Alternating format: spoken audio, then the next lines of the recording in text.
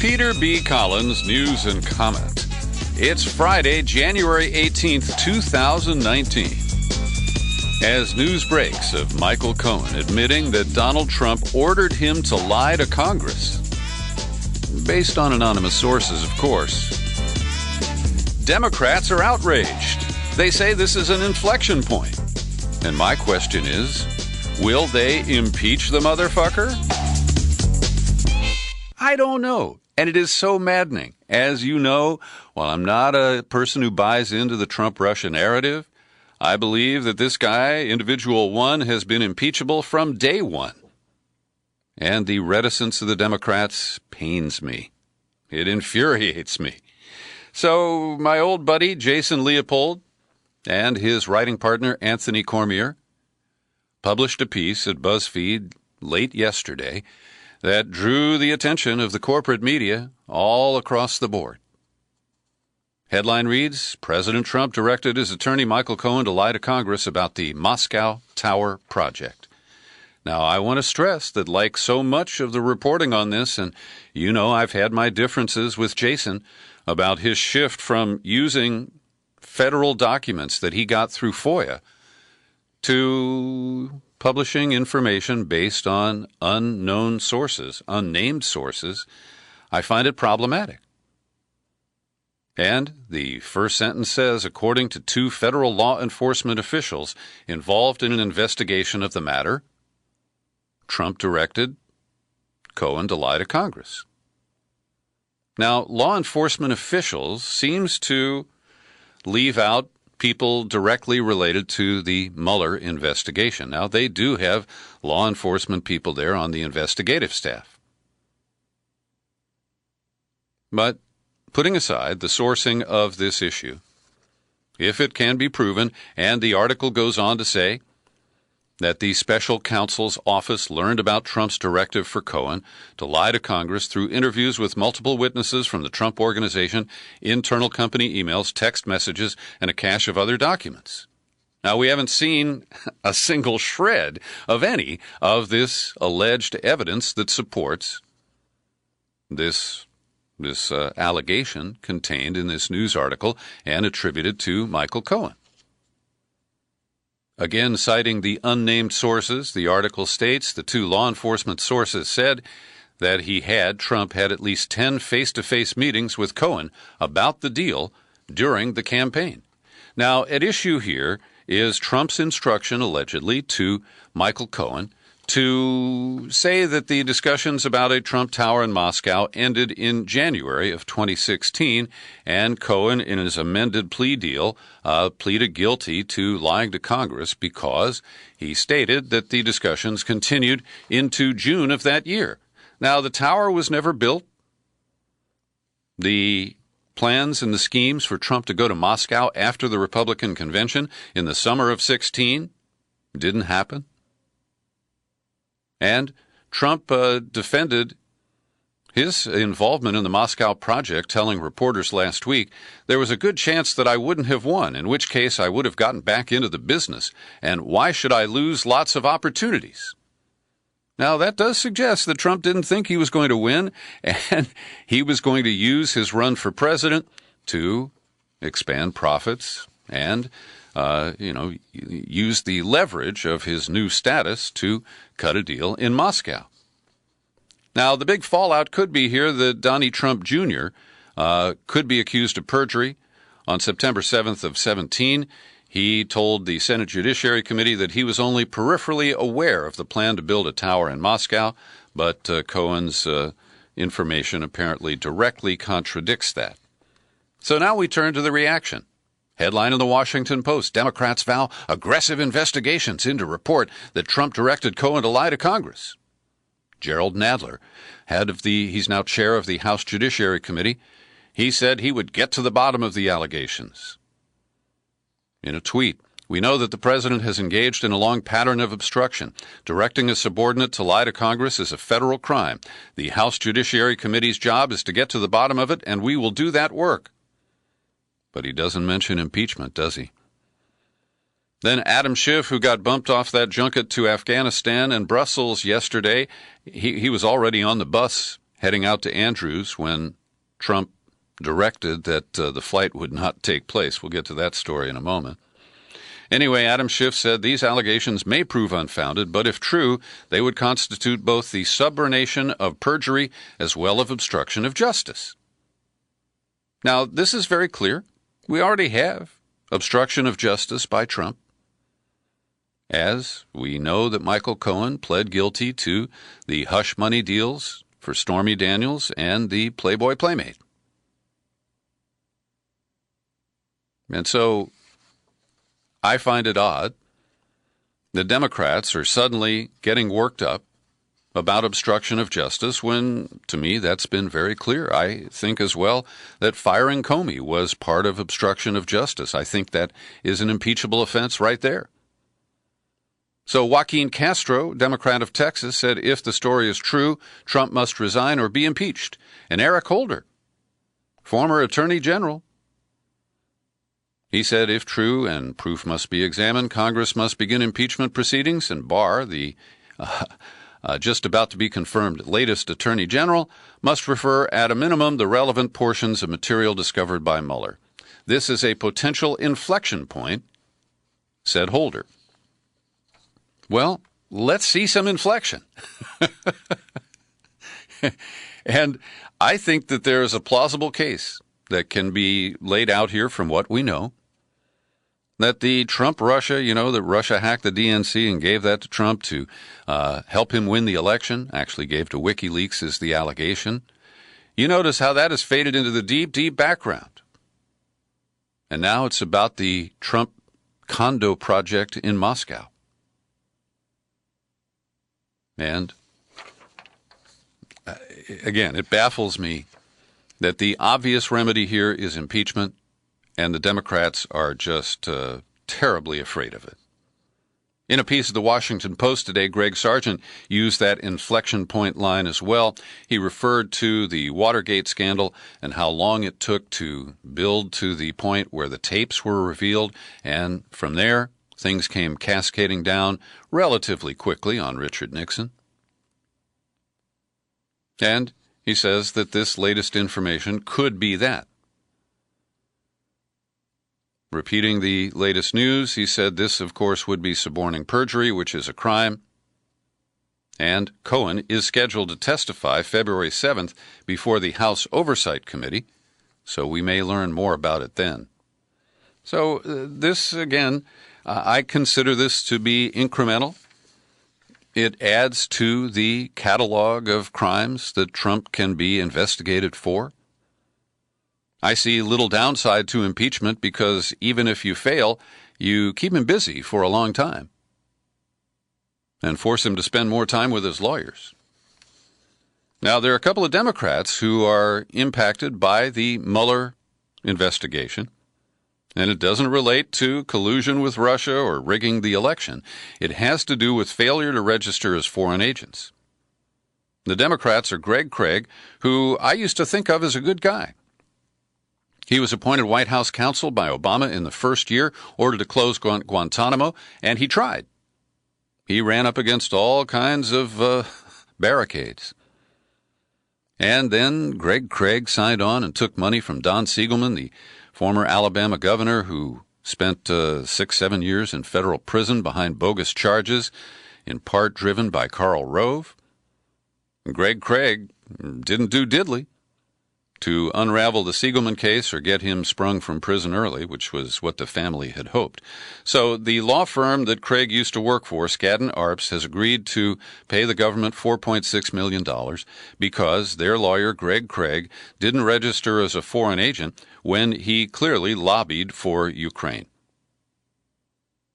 Now, one of the interesting tidbits here, the filing identifies Craig as partner one but doesn't name him, indicates that he arranged for a journalist to receive a copy of a report he wrote, which made Yanukovych in Ukraine look better after he locked up his former opponent, Ms. Tymoshenko. And the Times, New York Times, admits that the journalist in question is David E. Sanger, the Washington bureau chief of the Times. Craig and Skadden Arps should have disclosed that activity under the Foreign Agents Registration Act, and that's true. Now, the other Democrat implicated is Tony Podesta, who joined with former Republican Congressman Vin Weber, who had a company called Mercury Public Affairs, and they colluded with Paul Manafort to try to burnish the image of Yanukovych. They used a phony charity organization, a nonprofit based in Europe, to try to do an end run on American lobbying laws. And they did directly lobby U.S. officials and media on behalf of Ukraine in a way that violates the law. Now again, this doesn't have anything to do with Russian meddling in the 2016 election, which we're told is the major focus of the Mueller investigation. On to other matters. This just seems so cruel. A 16-year-old Syrian refugee, a girl who was disfigured in a bomb attack on her home, has been refused a visa to get medical treatment in the United States because of Trump's travel ban and the incredible, cruel, and gratuitous way that it's being enforced. So this young woman was offered medical treatment at Shriners Hospital in Boston. She was supposed to come over in November, and they finally denied a visa in December. They were saying that she didn't establish a travel plan with enough evidence to prove that she wouldn't stay in the United States after her medical treatment. Now, her whole family is in Germany, in Nuremberg, and the implication that she's some sort of a criminal and a terrorist with evil intents if she came to the United States, that has to be based on a deep bias and a belief that anybody whose life has been disrupted by the Syrian war that the U.S. has a major role in should be denied access to the United States. I find it very painful to just relay this information to you. The government has made it extremely difficult for people from 7 countries, including Syria, to enter the U.S. under Trump's travel ban. Consular offices can issue visa waivers on a case-by-case basis, but apparently only 2% of them are being granted over the last year and a half. The ACLU filed a lawsuit here in San Francisco yesterday trying to get more information on federal government surveillance of social media aimed at both citizens and non-citizens. The lawsuit says that the migration of communication onto social media has allowed the federal government to monitor speech and people's personal associations to an unprecedented degree. At the same time, advances in data mining, network analysis, machine learning techniques enable the government to search, scrape, and aggregate content on a vast scale quickly and continuously. So the lawsuit is against the FBI, Justice, State, Homeland Security, Immigration Customs Enforcement, Citizenship and Immigration, and Customs and Border Protection. Public records show the agencies have increased social media surveillance, threatening free speech. Online speech is generally subject to the full protection of the First Amendment, but foreign citizens are a focus of the government's surveillance. The agencies are investing in technology and systems that enable the government to conduct sustained tracking of U.S. citizens and non-citizens alike. And these are not people who are suspected of a crime. This is just Big Brother keeping tabs on them so that we're all safe. And a 2017 public notice shows that these agencies retain records in immigrants' files that include social media handles, aliases, associated identifiable information, and search results. Also, that ICE has spent millions of dollars in the past year alone on social media surveillance technologies. Another gambit, or I don't want to say gambit, an initiative by the ACLU. Our friend Bill Hale sent me a link to an ACLU podcast that I want to recommend to you. I put a link to it in the show file for today's podcast. It's hosted by Emerson Sykes, and his guest is ACLU attorney Brian House. And they talk about the attempts to stifle boycott, divestment, and sanction efforts aimed at Israel. As you know, I find this a very troubling contradiction to our rights under the First Amendment. And, of course, it singles out Israel for special protection that cannot be justified under the U.S. Constitution and the Bill of Rights.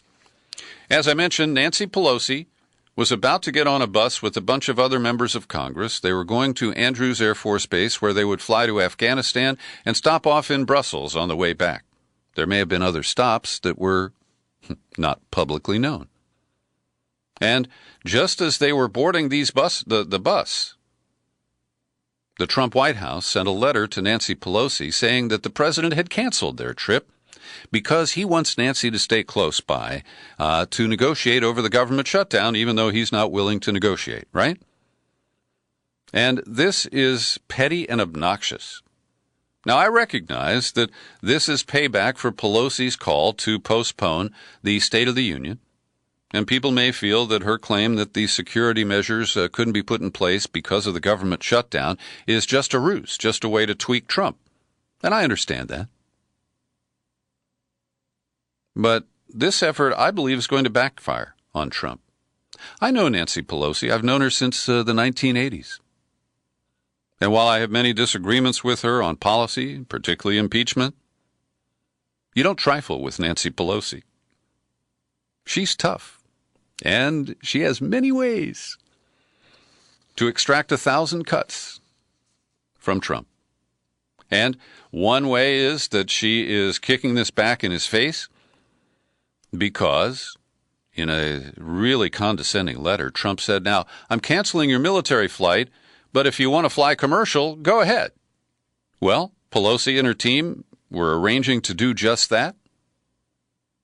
And the Trump White House is accused of exposing that.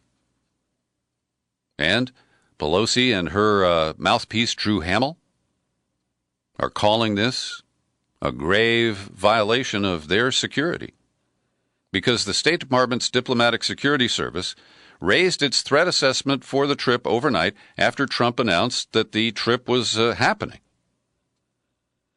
And the update indicated that the president announcing this sensitive travel had significantly increased the danger to the delegation, to the troops, and everybody else. And then Drew Hamill said, "This morning we learned that the administration had leaked the commercial travel plans as well." So this just it just keeps getting worse and worse. And Trump doesn't know bottom. He has no shame. I'm sure he was thrilled when he wrote that letter. Thought, "Oh, I really got her on the run now." And I believe that he will pay, ultimately. Every day I pause for a moment to thank the people who support my work here at the Peter B. Collins Podcast with your generous subscriptions. People like Joe Carson in Tennessee, Jim Garrison here in California, Johnny Jump in Silicon Valley, and Carl Howard in Columbus, Ohio. They each kick in $5, $10, or $20 a month. You can do it too. Just go to peterbcollins.com, find the menu tab, click on Become a Subscriber. When you get to the sign-up page, the PayPal options are clear. And if you're allergic to PayPal, use the U.S. mail. My address is Box 150-660, San Rafael, California, 94910. Oh no, it's 94915. Sorry about that. Also, I just want to remind my Bay Area listeners that on Saturday, February 2nd, I will be doing a public interview with Dar Jamail, the journalist whose new book is called The End of Ice. It is a stunning and discouraging report on climate change, and I think that it's going to be a fascinating conversation. I hope you will join us there. It's at the First Presbyterian Church in San Anselmo, 7:30 p.m. on Saturday, February 2nd. Kevin Gostola at Shadowproof has a great piece that helps us understand more of what's going on with Venezuela. And as you know, I've been skeptical of the corporate media accounts that parrot the government talking points that socialism is the disease that has to be eradicated in Venezuela. And while I have my problems with the Maduro government, I do believe that it is legitimate, and the claims that it's not are driven by those who are looking for what Gostola calls a slow motion right-wing coup. And so we know the Trump administration is piling on. They got the head of the National Assembly, who's in the opposite party, to declare Maduro illegitimate. Then Mike Pence echoes that, and then Mike Pompeo, and then John Bolton. And you get the picture. that this is a takedown in progress. They have recruited the Lima Group, Argentina, Brazil, Canada, Chile, Colombia, Costa Rica, Guatemala, Guyana, Honduras, Mexico, Panama, Paraguay, Peru, and Santa Lucia to back the U.S. position. I've linked to Gastola's piece. Hope you'll take a look. Yesterday at the Pentagon, Trump made this. In fact, I managed to stumble onto C-SPAN and watch his entire commentary. He was reading from a teleprompter, and he embellished it with a lot of his own bullshit. And the embellishment, he talked about deploying weapons in space, which is something I think is a real dangerous move, and we have to acknowledge that Obama set the first tiptoes for that program. But the Pentagon document that Trump was reacting to, which was a review of our missile defense, is much more modest than what he articulated. He said, when it comes to defending America, we'll not take any chances. We'll only take action. There's no substitute for American military might. And we will ensure that we can detect and destroy any missile launched against the United States anywhere, anytime, any place. Now, if that actually were possible, there might be something to pursue. But it's bullshit. We know that the tests have been rigged, and even still, they fail over half the time. I referenced yesterday Ted Postal's analysis of the Iron Dome missile defense in Israel. Israel exaggerates its effectiveness by about 88%. Joe Cirincione, I saw him on the NewsHour on PBS last night, president of the Plowshares Fund and a man I respect. I think this is impossible. I don't think the technology exists now or will for decades to come, and we're just going to burn more money. We've already put $300 billion into this phony missile defense system. And they want to revive interest in the boondoggle of the F-35 fighter jet, saying it can be equipped with a newer modified interceptor capable of shooting down adversary ballistic missiles in their boost phase. So it's cartoonish. It's like a cartoon version of Star Wars. And the Pentagon is, of course, slow walking what Trump, I believe, is proposing. Oh, and he got a love letter from Kim Jong-un today, delivered by the former spy chief of North Korea, Kim Yong-chol. We don't know the contents yet, but clearly Trump is eager for another meeting with Kim Jong-un, who I believe is doing a really good job of playing individual one. Now, if you are sensitive about things, I just want to warn you, I am about to describe newly published details about the grisly assassination of Jamal Khashoggi at the Saudi consulate in Istanbul in October. Now, all of this comes from unverified sources, but it is so rich in detail. And we're told it comes from multiple microphones or some other listening devices that were installed by Turkish intelligence in the Saudi consulate. That's what we must conclude.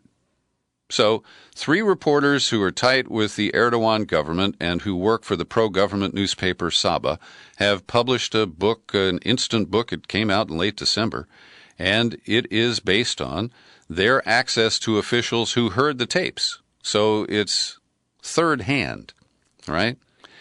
But according to the detailed account, Khashoggi entered the office of the consul, and one of the lead dogs there, whose name is Maher Mutreb, who is tight with Mohammed bin Salman, he said, "Come on, sit down. We came to take you to Riyadh."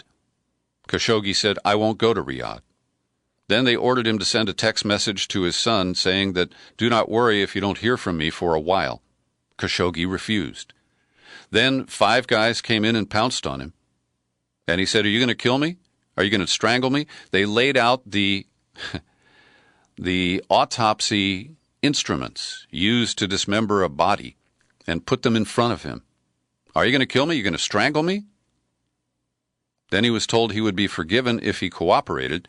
And before that could happen, 5 guys jumped on him. They covered his mouth. They asphyxiated him. Apparently it took 5 minutes for him to die. And then the autopsy guy, whose name is Tubaigi, he said, "After I dismember, You will wrap them in plastic bags and put in the luggage and take the body parts out of here. He said, I've always worked on cadavers. I know how to cut well. I never have worked on a warm body until now, but I can handle that easily. Normally, while working on a cadaver, I put on my headphones and listen to music, and I drink my coffee and smoke my cigarette. Yesterday, I got something wrong, and I want to apologize and correct my error. I was talking about the sentencing of Jason Van Dyke, the Chicago cop who's been convicted of killing Laquan McDonald. And where I bungled it is as I was reading a reference to the 3 cops who were being tried for covering up Jason Van Dyke's crime, I misstated that they were going to be sentenced. In fact, their trial just concluded yesterday. It was a bench trial, no jury, and Judge Domenica Stevenson declared them not guilty. Now, this is a great variance to the evidence. These cops claimed that Laquan McDonald approached them, threatened them with a knife. He was never close to them. And the judge rationalized this by saying the officers' accounts of the shooting differ from the video, but that doesn't amount to proof they're lying. 2 people with 2 different vantage points can witness the same event. Now, I'm sorry. This is a bogus ruling and a deep miscarriage of justice. Or is it carriage of injustice? I'll let you decide.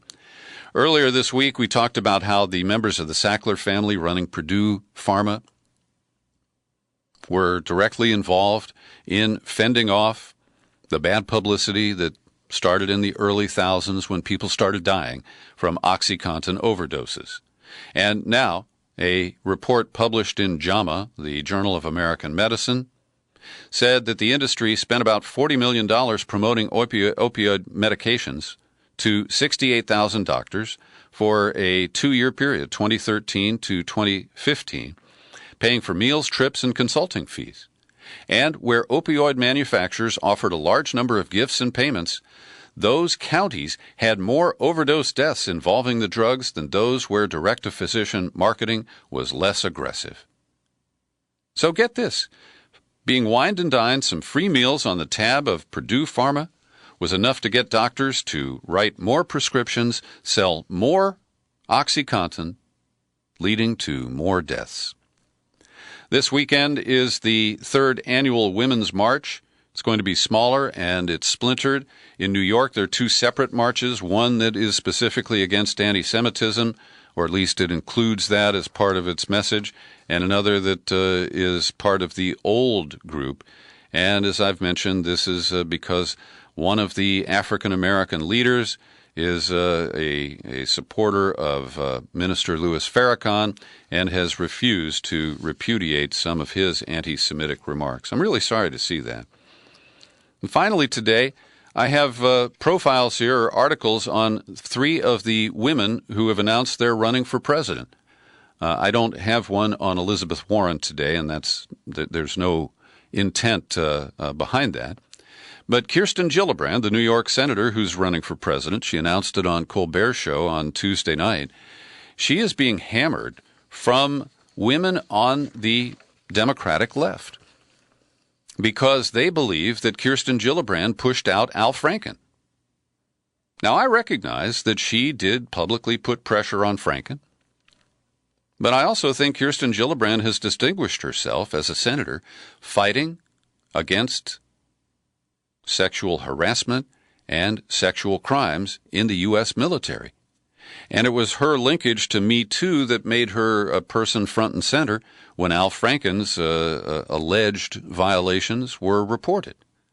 Now, I know many people have hindsight and they say, Franken shouldn't have resigned. But he made that decision.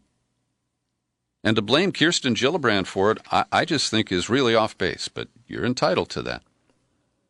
Tulsi Gabbard, Congresswoman from Hawaii, a military veteran who has, I think, distinguished herself as a sharp critic of some of our foreign policy, including regime change wars. She is apologizing publicly for her previous positions, which were influenced by her father, who is a state senator in Hawaii, and she joined Daddy in the Alliance for Traditional Marriage, and she was opposed to not only gay marriage, but she appeared to be kind of biased against gays. And she issued a statement: "In my past, I said and believed things that were wrong, and worse, they were very hurtful to people in the LGBTQ community and to their loved ones. My views have changed significantly since then." Now, I'm sorry to see that she has to do this before she's even formally announced for president. I think she should have kind of cleaned this up beforehand. And I know that it will be a drag on her candidacy. And finally, I want to recommend for your reading, you may have been impressed by the junior senator from California, Kamala Harris, who has announced she's running for, not quite, she's teasing an announcement that she'll run for president. And in a blistering op-ed in the Times 2 days ago, Lara Bazelon, who's a professor and former director of the Innocence Project at Loyola Law School in Los Angeles, she just shreds Kamala Harris's claim of being a progressive prosecutor. Time after time, she says, when progressives urged her to embrace criminal justice reforms as a district attorney and the state's attorney general, Harris opposed them or stayed silent. Most troubling, Harris fought tooth and nail to uphold wrongful convictions that had been secured through official misconduct that included evidence tampering, false testimony, and suppression of crucial information by prosecutors. And then Lara Bazelon makes the case.